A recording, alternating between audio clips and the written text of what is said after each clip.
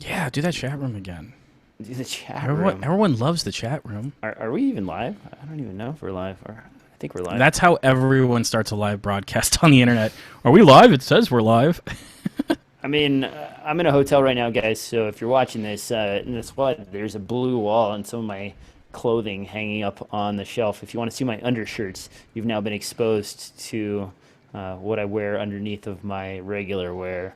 I don't know if that's very exciting. It's not very exciting at all. And in fact, I'm on cell phone internet, so no intro music today. Devin, pretend like we put some intro music in. Da, da, da, da, da, da, da. Tell me what you've been up to in the last, what? It's been 2 weeks, right? Yeah, you're right. It has been 2 weeks. It's been a busy 2 weeks for me. So for me personally, it doesn't feel like 2 weeks, but yes, it's been very busy. Do you even know where you're at right now?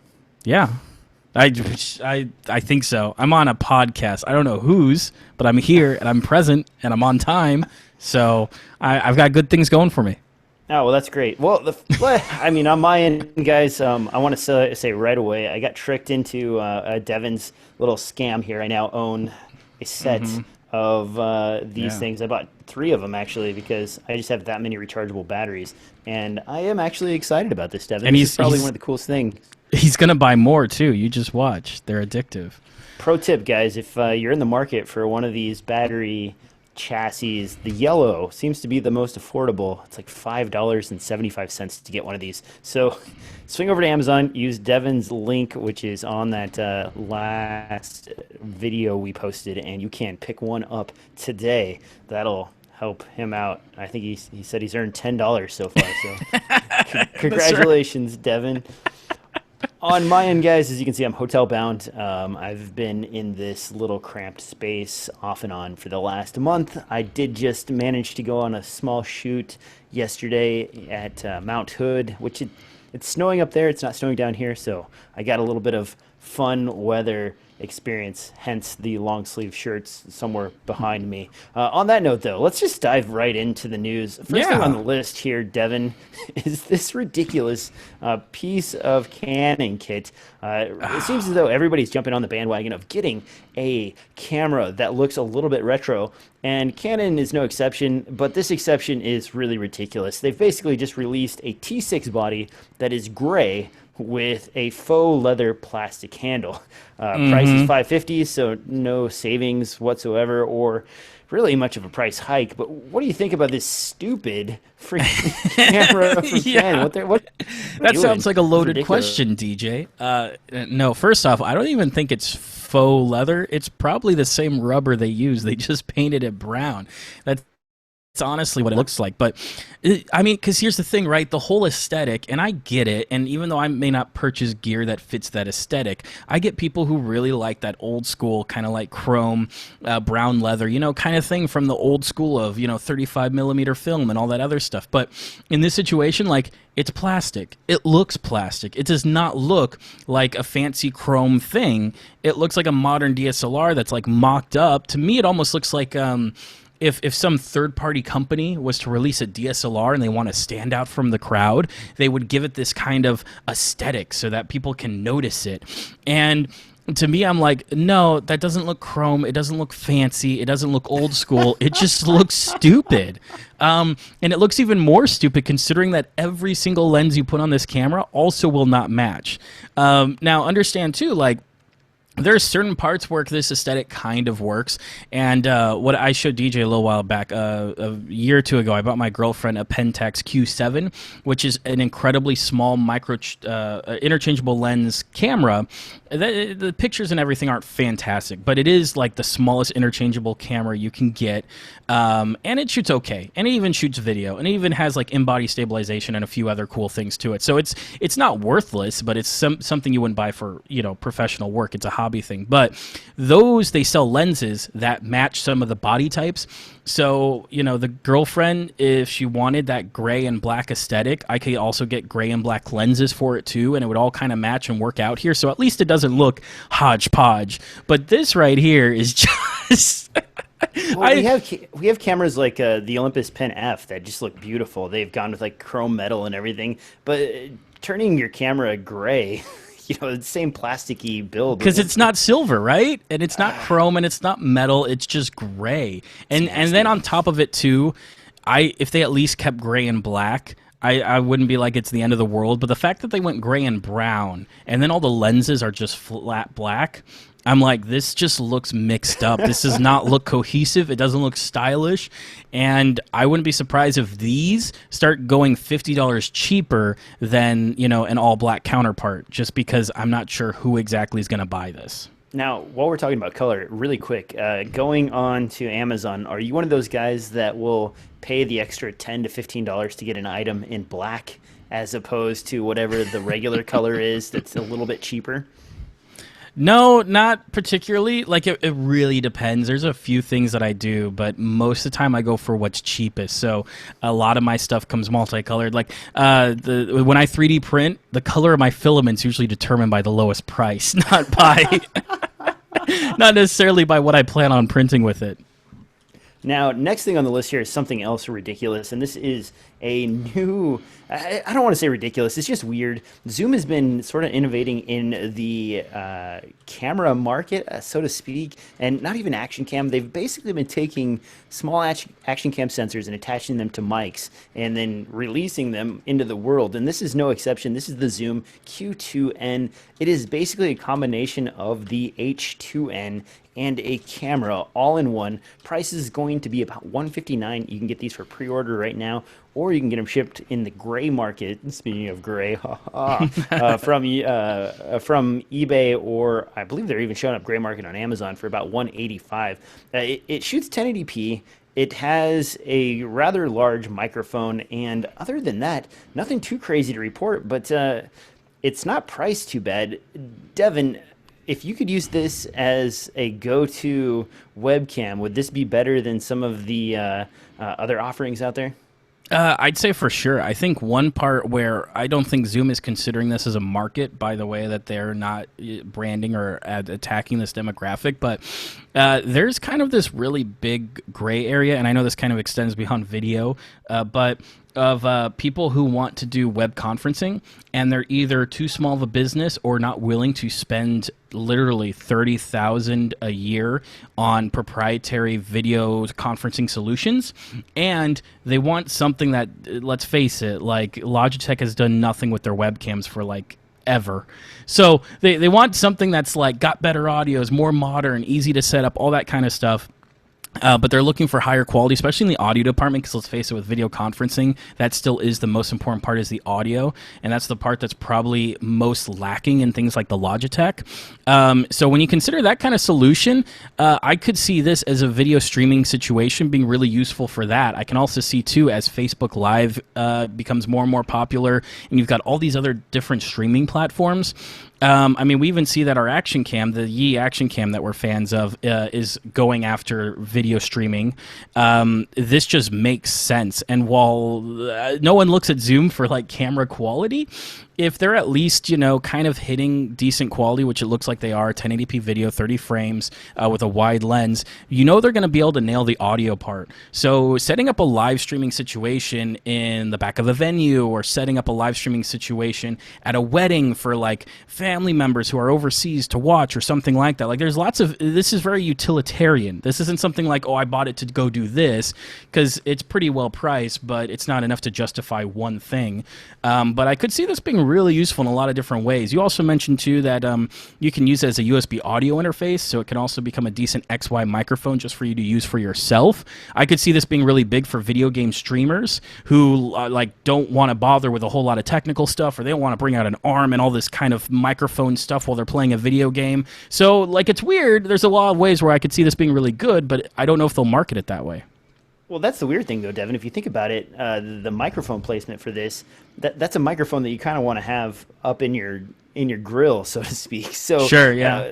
If you have it up here, then how is that going to really utilize the camera of that? You know what I'm saying? It seems like ill-conceived design.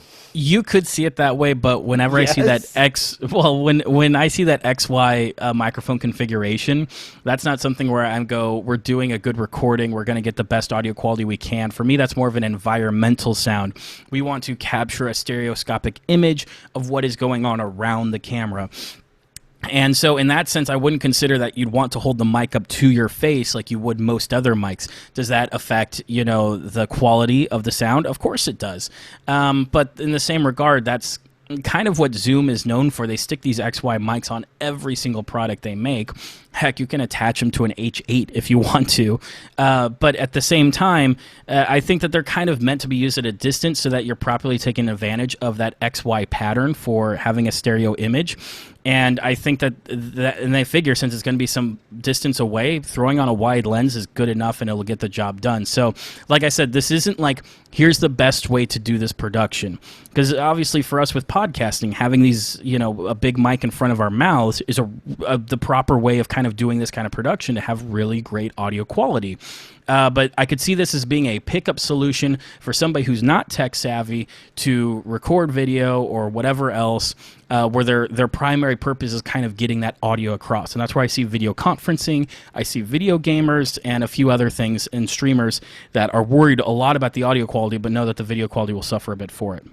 Now, we could go a little bit more expensive, and at $349, Zoom does have the Q8, and at $249, they get the Q4N and Q4. The thing about this, and you'll notice the placement, that's why I brought up the placement of the mic. In this particular design, you have the microphone in the back, and this has one of the interchangeable capsules, so you could set that up for kind of whatever your purpose meant filming you're doing. Plus, this guy actually has XLR inputs on the back behind this fold-out system, so you that route, and then you could legitimate good clean audio into your podcast or to your video production or whatever. Yeah, I don't know about all of these. I do know that you'll it doesn't fit for us, man. That's what I'm trying to tell you, DJ. Like, we are not the demographic because we know how to set up a camera, set up a tripod, and do all this other stuff. That being said, there aren't many people who know of the Zoom name for audio quality except for guys like us. So it's a weird place to be in because really it's ideal for somebody who likes audio but doesn't know shit about video, and that comes down to like musicians and a lot of other people. Here's the deal, though.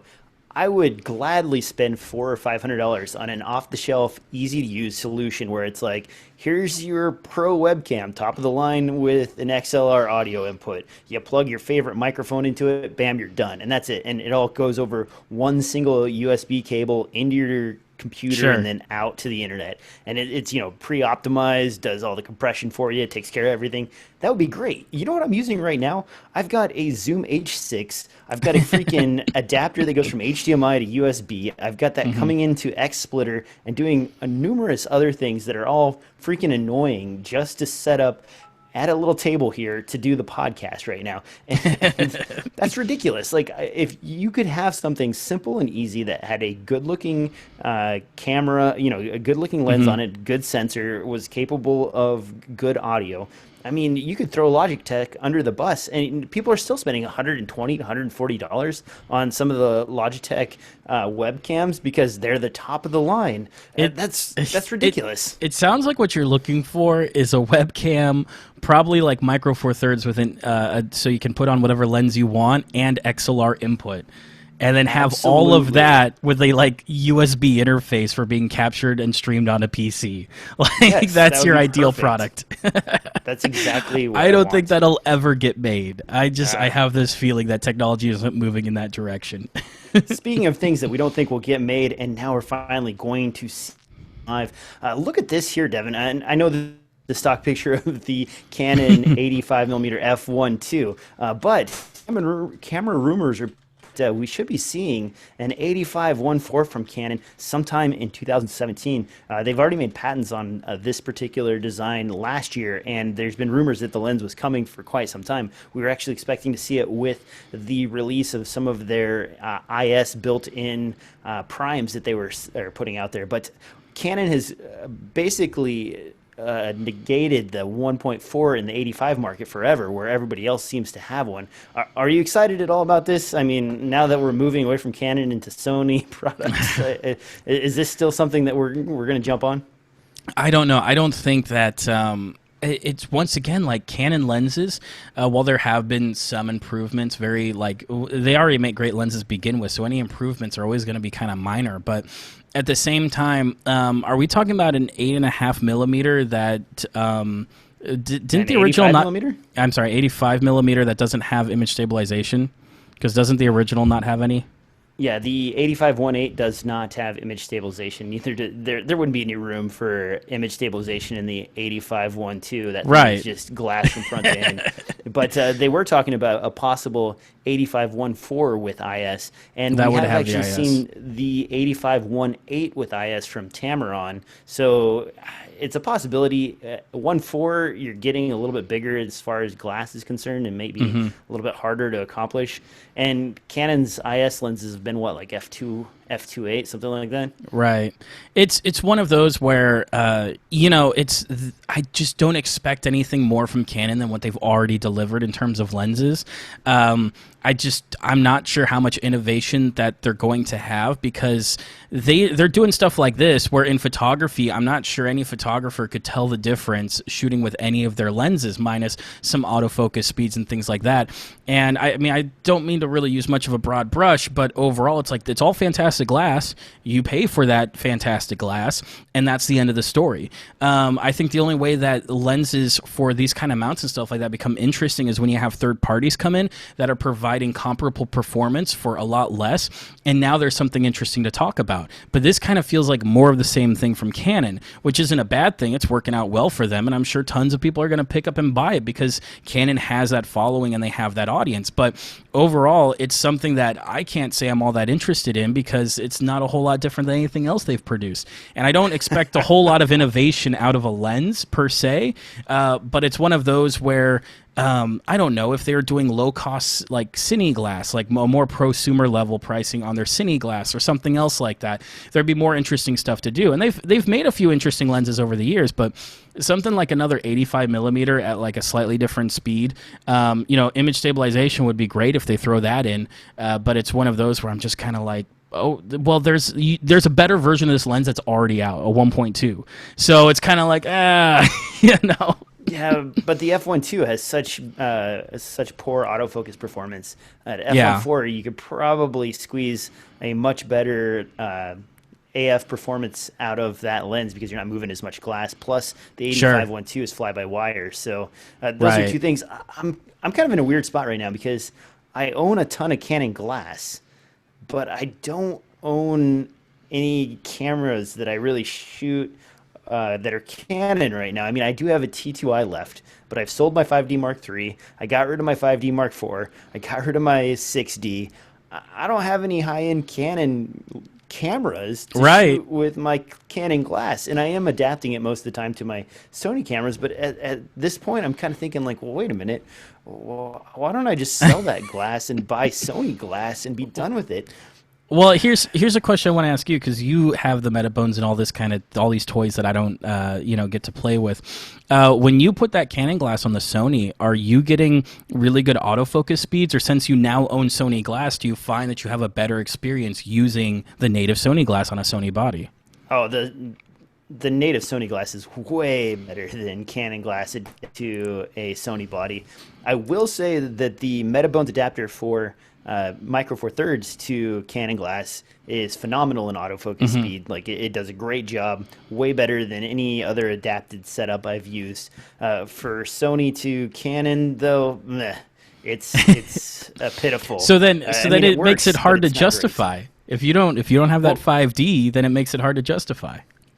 The one thing I will say that's positive about using Canon glass on a Sony body is that with Sony native glass, you have to dink around in the menus to try and get it to go to manual focus or to get it to go to one press focus. It always wants to default to autofocus in video mode all the time, and it's kind of a pain to dig through the menus and figure out what you need to change to fix that. But with adapted Canon glass, it immediately defaults to one press focus or a manual focus, so you don't have that problem. You just go up half press like you would on a Canon camera, and you're good to go. And that is convenient, and I wish they made it a little bit easier to get that sounds like a software problem. Once again, Sony and their menus.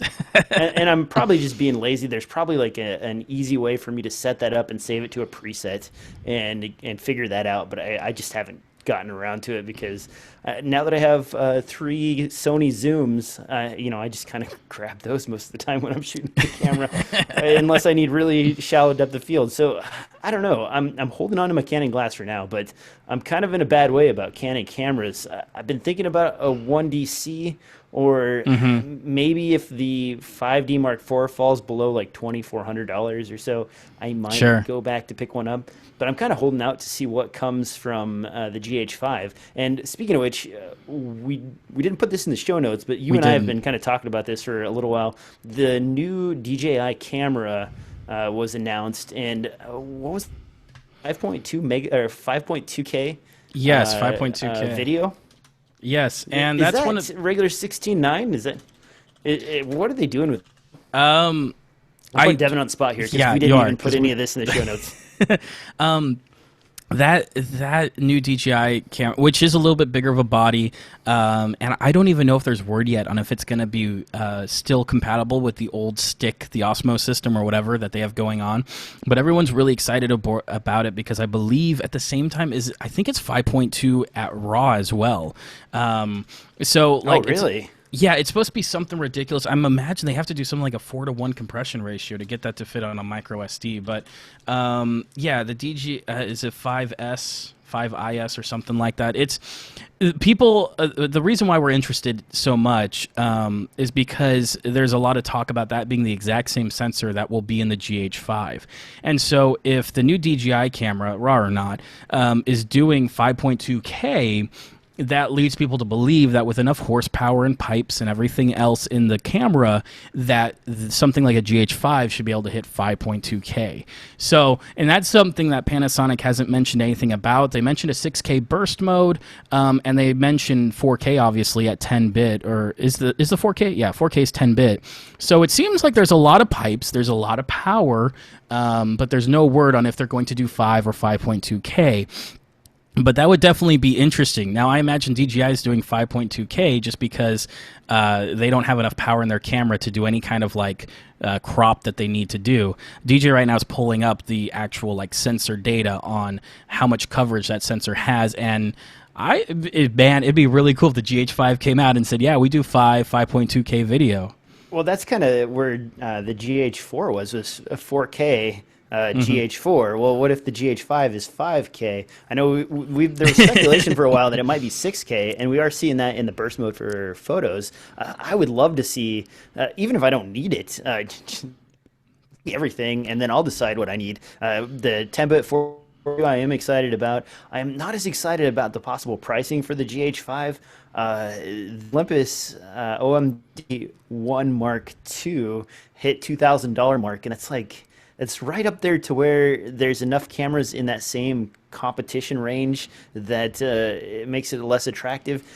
I have a ton of glass for Micro Four Thirds, so a GH5, if it offers enough at maybe $1,500 or $1,600, I will definitely jump on it. Even $2,000, maybe we wait for a month until there's those gray market eBay deals. You know what I mean? And it drops down just a little bit. It seems a little bit pricey, though. For me, yeah. I mean, the 2,000 seems pricey, but also, too, if it's 5K, that would be definitely a notch above even what Blackmagic sells their cameras for in terms of K versus thousands of dollars you spend on it. So for me, even at $2,000, it's already a buy, but this is coming from a guy who has yet to own a 4K camera yet. I always rent, and I haven't gotten around to buying one. And that GH4 is still really attractive, coming now under $1,000. I don't know anyone who wouldn't buy it if you're interested in the DSLR format. But with that new one and all these features and 10-bit and everything else, it's an obvious buy for me just because all of my glass is already set up as that. Because if it wasn't the GH5, then I'd probably be selling all of my glass and going towards a different system than Micro Four Thirds, possibly like an FS5 or Ursa or something like that, which would be larger glass Canon, whatever. So for me, it's already a buy unless it's complete garbage and then I sell everything and I move to a different system. But I complain. But go ahead, Devin. Yeah, I mean, I just was going to say but the GH3, I mean, GH2 was kind of a cool thing. I mean, it was stupid for people to be like, it's better than an Arri Alexa, but the GH2 was kind of cool, and that hacking got it really popular, and the GH3 didn't have any hacking, but oh my gosh, what a workhorse, what a great camera, and then the GH4, another workhorse. While everyone may not believe in the whole it being filmic image and all that other kind of stuff that goes with it, in terms of like, hey, here's a video camera that's in a DSLR form factor that's just a workhorse, and there's no like 12-minute limits on video files or anything like that. I imagine the GH5 is going to have that same Panasonic heritage of like being a solid camera right from the first day you buy it. And with seeing what they did with the GH4, all those firmware updates over time that added features, Panasonic is very dedicated to keeping their products alive and keeping their customers happy. And let's face it, that's more than Blackmagic has ever done, because they always sell half-baked products and they fix it later with firmware.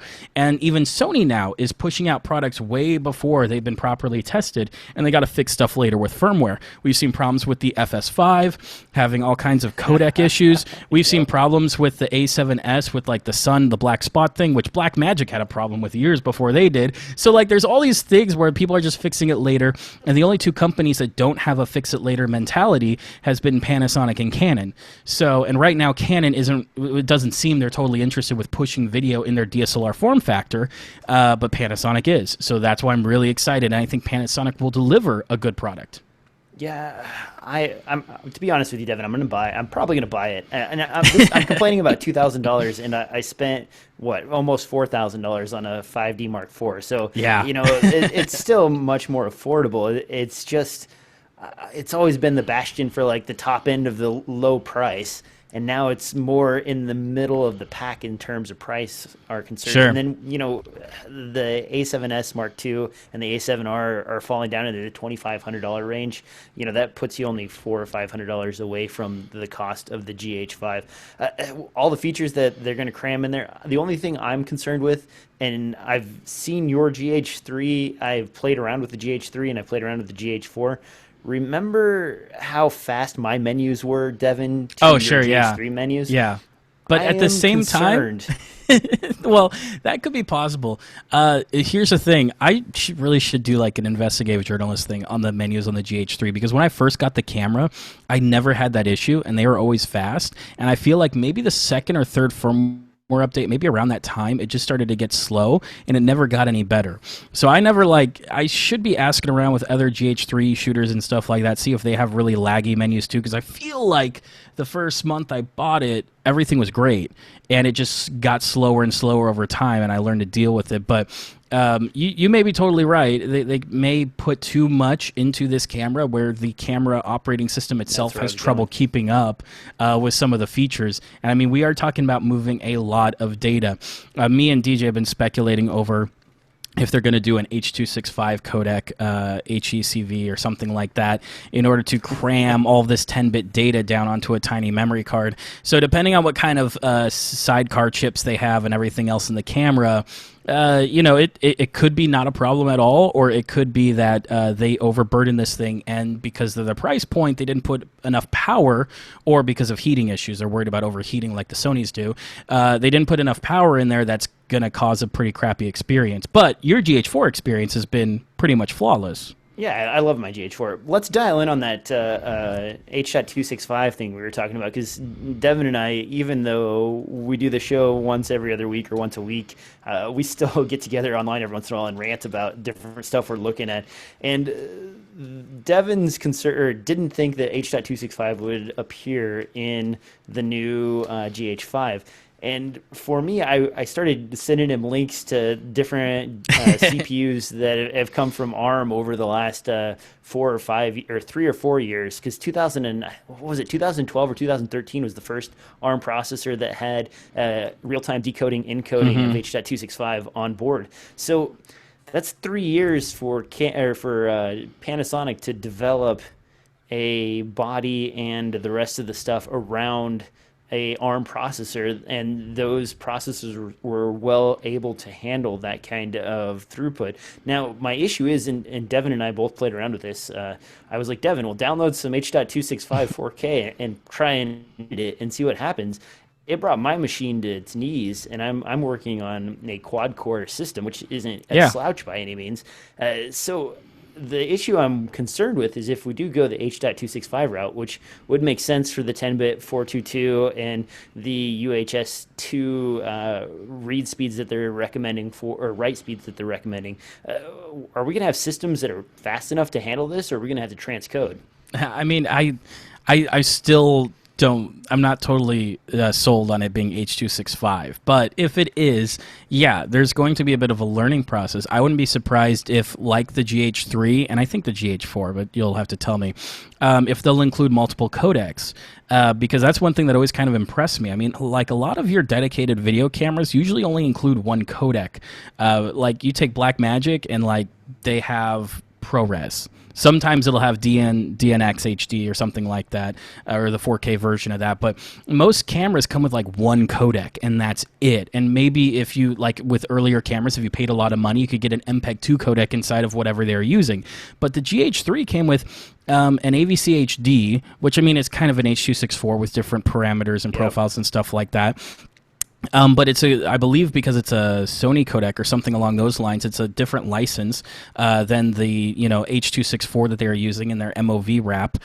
So there's always like a bunch of different settings and a different bit rates and everything else. And I'm not going to bore everyone with going into codec details, but even H.264 has several levels of compression, and I'm talking beyond bit rate. So you can have lower bit rate and higher quality just by having more time being spent on the encoding process or having a more powerful chip that's doing the encoding.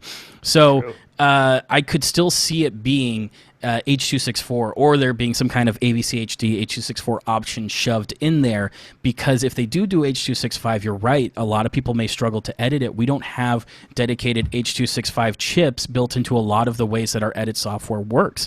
I mean, like I've spoke about with you, it's like Intel has H.264 built on board to their chip, and Final Cut X users are like, wow, look at how fast Final Cut X is. That's all due to it using the built-in chip on the Intel, which is directly attached to the processor. It's like the fastest coprocessor you can get is right on the central processing unit, as opposed to the GPU, which is the second best part. So you combine all that, and it's and then Premiere has been ignoring Intel for a long time on their built-in processors, and they keep choosing to go with CUDA or OpenCL, some kind of graphic card solution. And I'm sure a lot of that has to do with the way to program it across multiple operating systems. I'm sure it's not on purpose. If they could use the technology, they probably would. But those kind of chips come H.264. There aren't a lot of onboard people with CPUs and everything else that support H.265 natively. That's why I think we're still several years out of really seeing that being mainstream as something you directly edit. Now, that being said, H.264 was the same way. No one could edit it. Everyone was transcoding it. But then again, too, that was also back... 4 years, 3 years before CPUs ramped up? Probably 4 years, but I feel like by the time CPUs ramped up, you started seeing coprocessors that were doing a lot of the heavy lifting for you, as opposed to like when people were transcoding back then because of H.264, the real reason they were transcoding is because they're using Final Cut 7, and 7 only supported like 3 or 4 codecs. So it was one of those where it's like, that's why Premiere will be interesting, because Premiere supports H.265 out of the box already, and maybe they've been prepping for this to happen with their new proxy feature. So actually, I did load some H.265 clips into my timelines to do some editing, and immediately got a warning from Premiere that said I have to go out to the internet and download support for H.265 in order for it to work. So, which means it's not natively programmed, Yeah, I mean, so it's not really there yet. And then if you look at GPUs, the GTX 900 series, I think, was the first one to have inbuilt H.265 coding and decoding on a processor with the GPU. So we're at the first stages of that. And I think if I had an 8-core processor or 6-core processor in my system as opposed to my quad-core, I'd probably have been able to edit that H.265 footage without issue. But I was chugging at full res and even at half res in my Premiere timeline, which is it makes me a little bit nervous because I already have a lot of money invested in my system, and if I do end up going that route in the future, how long before I've obsoleted my desktop? Here's the thing. I feel like proxies are the way to go, just in general moving forward. Like H.264, while you're used to editing and everything else, to me, H.264 still cuts like crap inside of Premiere.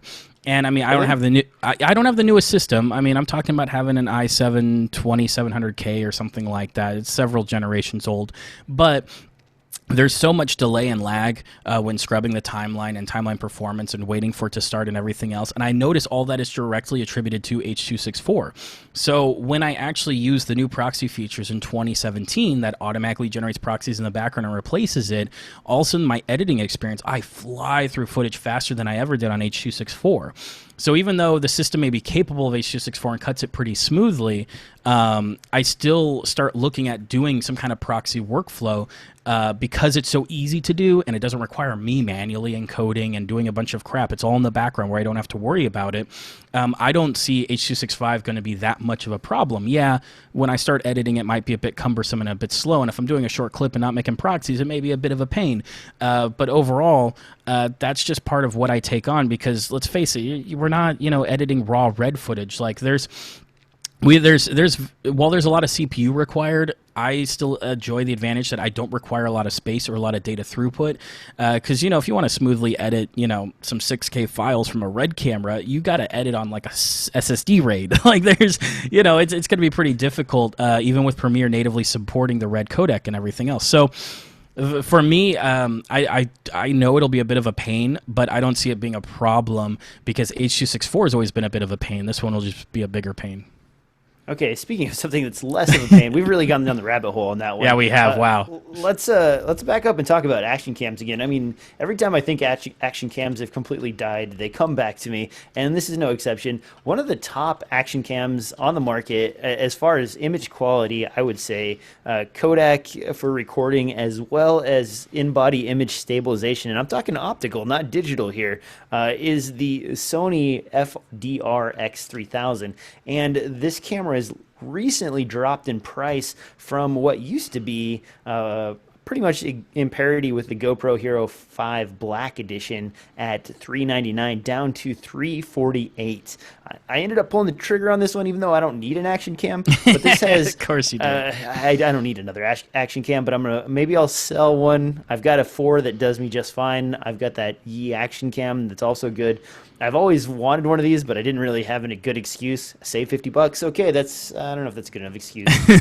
But it's down to $348. This thing has a 100 megabit codec, XAVC, and 4K. It also has the 3.5 millimeter audio jack, and it has optical image stabilization. Those are all pretty awesome features, and it's now priced $50 less than the Hero 5 Black Edition. GoPro's been having a lot of trouble lately in the market with recalls and sales and not being available on Amazon for a while. You think Sony's doing this just to kick them in the balls?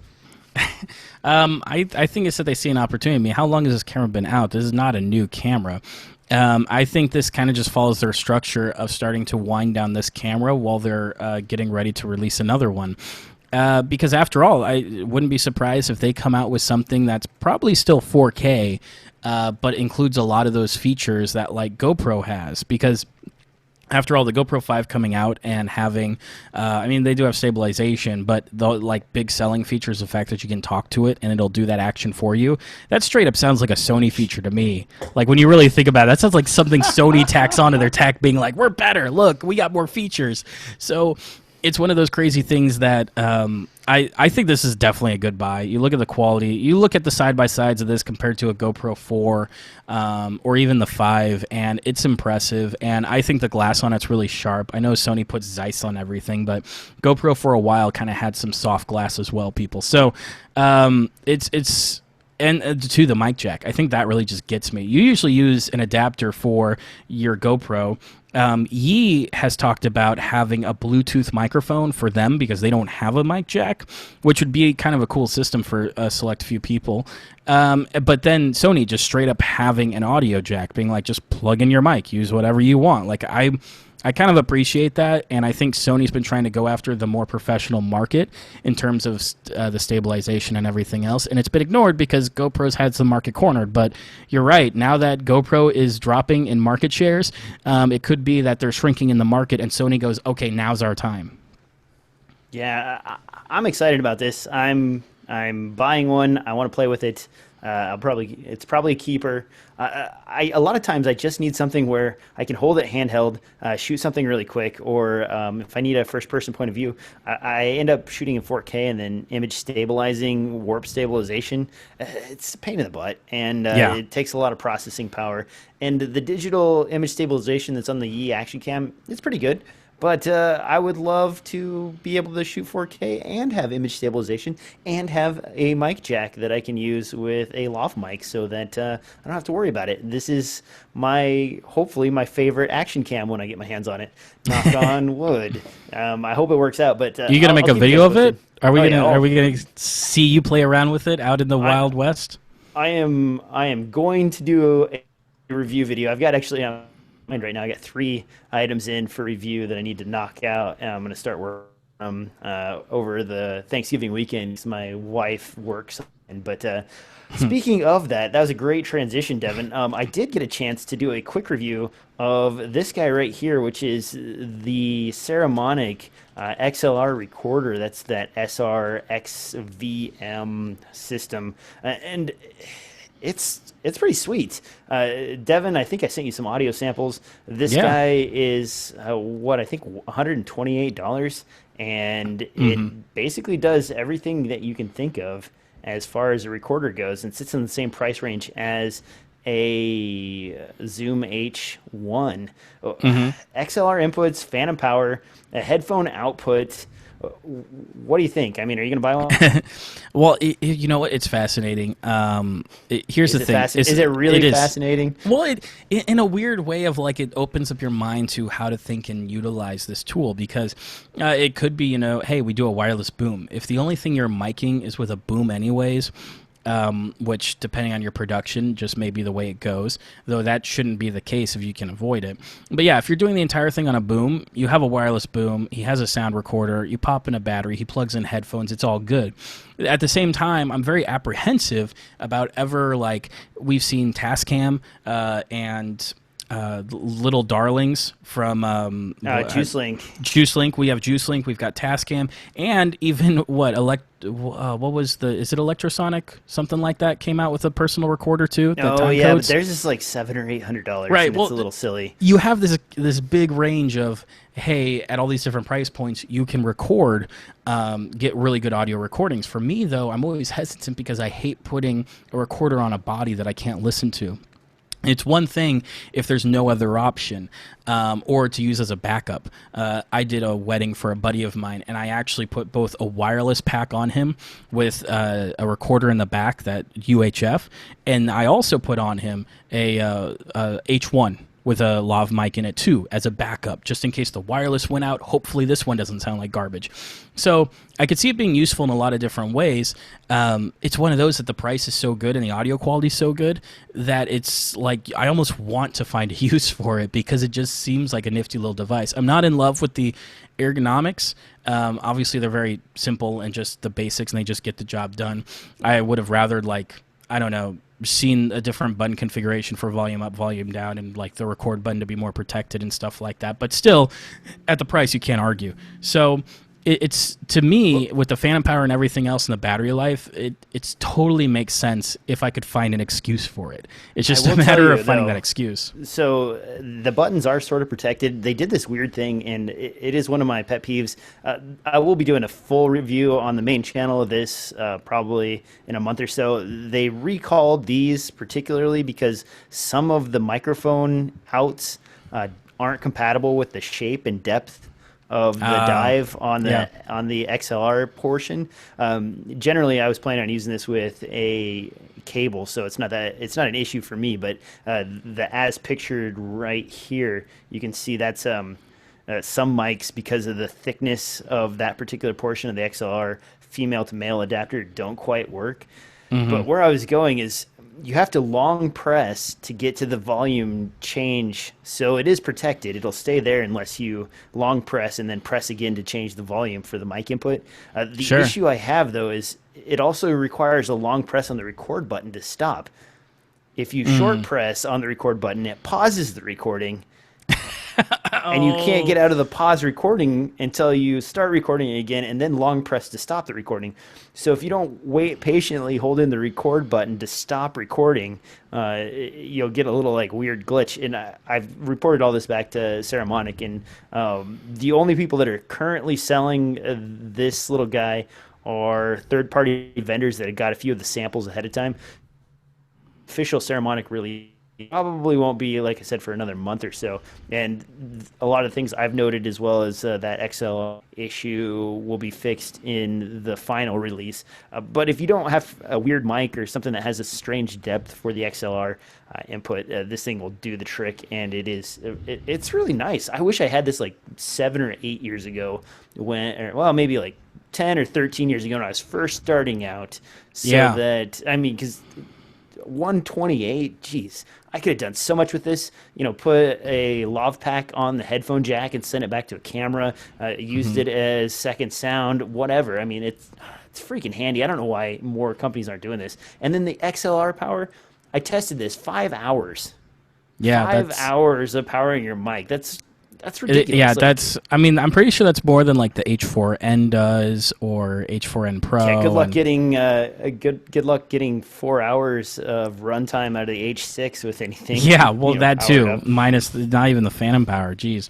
So I mean, it does, but it seems like kind of that utility device where if you have it on hand, it'll save your butt in a numerous number of cases. But for me, it's kind of hard to be like, oh, I'll buy this to use it for this, if that makes sense. But it's so cheap, it's hard for me to say no. I just bought one for I don't even need one. I just bought one for no reason. I own one now, and I like it. Am I going to use it a lot? Probably not. But if I didn't own a bunch of other stuff, I probably will. And I'll still throw it in my pack. Maybe if I'm traveling extremely light, this could be a source of phantom power for some quick recording, or a handheld mic that I give to somebody. Now, speaking of cheap stuff, let's go ahead and skip over this Aladdin light and talk about some goofy Kickstarter stuff. Devin and I generally refrain from covering Kickstarter, but there's some silly stuff out there right now that we thought we'd toss in the show notes. This first one is called the Arrow, and it's basically a device that allows you to throw your GoPro like an arrow into the air and videotape, film whatever is happening while that thing is flying. The traditional use here is people are throwing it up in the air and then doing some kind of like open-handed smile into the camera as it comes down, aiming for their head, or throwing the camera, across a lake or something like that. It's interesting. It's not amazing. The price on this is 39 euros, so like what, probably $60, which seems a little spendy for you could almost buy one of those remote control foam airplanes for that price. Devin, is this hot or not? This is definitely not. I mean, well, it's just the pricing. If this thing came out for $12 or $15, I'd be like, sure, you're out with your friends, it's kind of a cool thing, you just get it to get it. But for $60, it kind of makes it really hard to justify an impulse purchase like that. And at the same time, when we look at the video of it and the shots of it flying through the air, like by the third or fourth shot, you're like, wow, these really all feel the same. And that's because there's like camera control, and how you move a camera means so much that after a couple of times of seeing it in flight, you're kind of like, this is the same thing over and over again. Like it really doesn't add a whole lot to your GoPro. So it's one of those that I could see like using once or twice, if you're out with your friends and you're the kind of person who takes a GoPro with you and shoots you hanging out with the bros. But hanging out with the bros. Hanging out with the bros. But this is one of those situations where it's just like they try to make it look cool and use it in unique ways, and I'm just like, It's just not. It's just like after the first, if you had one shot of this, I'd be like, oh, that's really cool. But if you make an entire video out of this, it doesn't look that cool. As opposed to something like a GoPro stabilizer, which heck, in a year will probably cost like $80. Those things you can use for an entire video, and it'll help make the whole video look cool or look better, what have you. So for me, like, it just, because of the pricing, I'm not saying it's a terrible product. I'm just saying that if it was $15, I would have already bought one, because I'm like, oh, I'll throw it in the backpack and, you know, well, I'll use it later. But no, not for the prices they're asking for. Now, speaking of terrible products, we do actually have a Kickstarter that has been funded to $500,000. And this thing, it's called the SPUD, a Spontaneous Pop-Up Display. It is basically a soft box with a projector, a Pico projector on the back.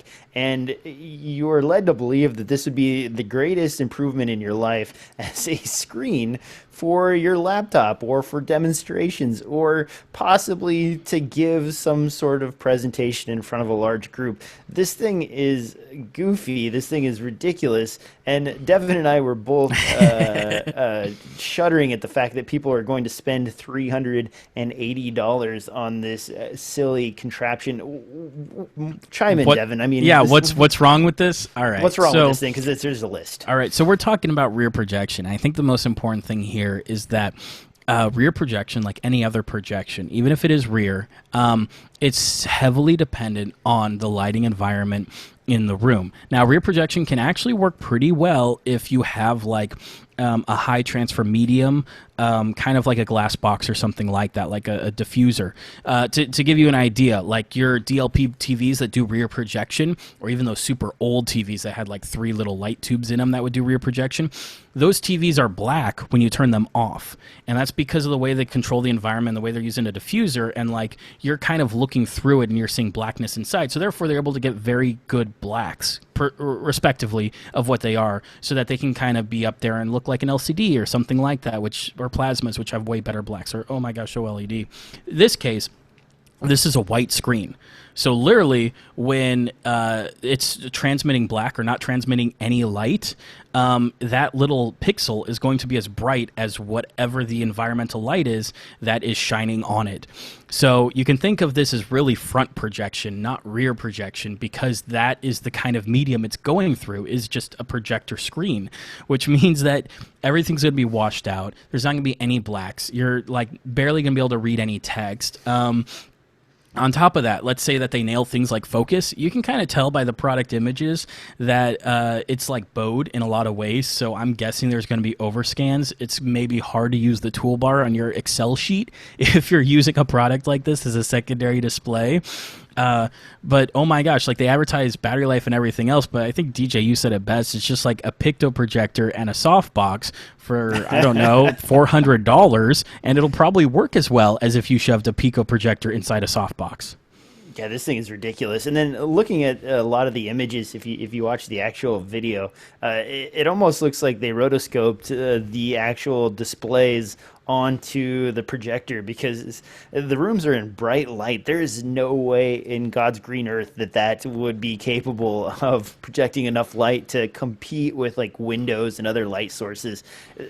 I don't understand what people are thinking. Maybe this is really awesome, and Devin and I have just missed the boat on it. But on top of everything else, this is also huge. We're not talking a little device here. When this folds out, it's like 5 to 8 inches deep, plus the tapers off at the end, and you have the projector attached to the back. So you're talking like 1.5 feet. You're going to set this on your desk? That's ridiculous.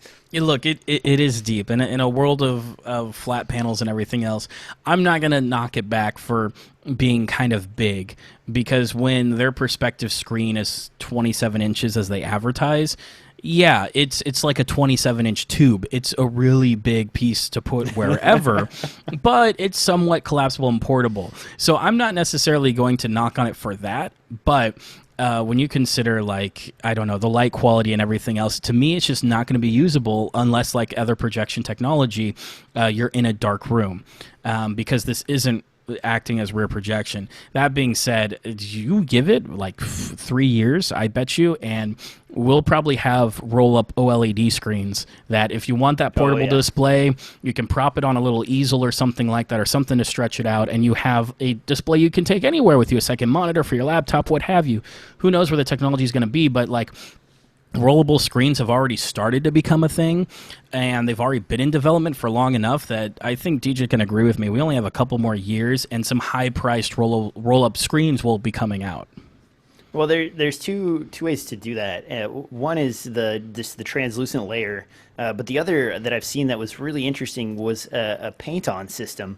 They could actually energize 3 layers of paint to create like a substrate that would allow black and white projection. And they haven't quite got to color with that yet, but it's only a matter of time. The only issue though with those rollout OLED screens is light projection. You still require a light source, and if you edge lit those, they look like crap. So you really need really even source of light to put behind those to make them pop. It's great if you want to just like roll it out on a wall or something and put a panel behind it, but when you want to do something like set it next to your computer and unfold it and fold it back up again, I mean, it might be a little tricky design-wise to figure out a light source. And that's why I was saying like OLED is probably the answer to that. When the pixels themselves can generate their own power, but they don't require like such a high temperature environment like a plasma, I feel like then it can kind of approach the ability to be somewhat compact and rollable. But yeah, for me this is a hard pass, because like everyone else, I first looked at it and went, that would be pretty cool, and then I started to see what it was like when it was turned off and everything else, and I'm like, this is all fake. Everything's rotoscoped in this video. There's no way they're going to deliver on these promises. And I love that you use the term like overfunded. Well, this is almost as bad as remember that cooler, that stupid Bro cooler that had like speakers and a blender and a bunch of other stuff in it, and oh my gosh, and it got funded to several $1 million, and then they're having trouble meeting their goals or their deadlines. Or it's on Amazon right now. You can buy that on Amazon right now. I kid you not. Amazon's got like a Kickstarter section, or what, startup products or something like that. And I saw it on there for like $400 or something stupid. You know what's the funniest part is that when you see them being like, this is the product we're going to sell you, and they're like, it even has a Bluetooth speaker, and you see them pull out that like $15 Bluetooth speaker that's been on Amazon for 5 years, that, like piece of garbage or whatever. Well, I mean, it's not that bad. It's a good deal for $15, but still, like, you can tell they just hodgepodge stuff together and just kind of crammed it in a cooler, but like, look at how cool this is. And it's like, no, dude, that's duct tape. You just found out how to use duct tape. That's it. Well, all right, Devin. So we've gone through pretty much everything in the news. Do you have anything else before we get out of here? No. I got nothing. I've been so busy with editing and everything else. It's been a long week for me. I'm lucky at least my working schedule is a set 8 to 10 hours a day, so I still have my evenings and some of my weekends unless I schedule stuff, but I'm still stuck in a hotel. So, I mean, I'm I'm looking around, I'm using like $3,000 worth of camera gear just to do this podcast, 'cause that's what I brought with me to do my shoot. So, like, oh, great, I'm talking into a $1,000 microphone. Good job, DJ.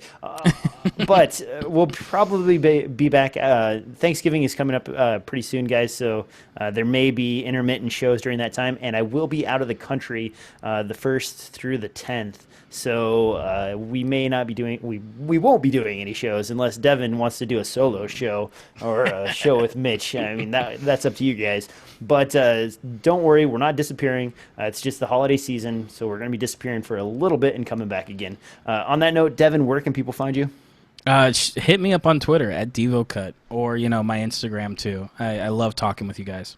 And you can find me at DSLRFilmNoob.com, on Twitter at DSLR Film Noob, on YouTube, One Lone Dork. And you can find this podcast anywhere podcasts are distributed, including SoundCloud, iTunes, and be sure to rate, subscribe, and leave your comments, because we read them, especially Devin reads them. He loves when you guys tell him how awesome he is. So keep up the great work, Devin, and you guys will see you next time on another episode of DSLR Film Noob Podcast, and that's where I would normally hit the button to play the music.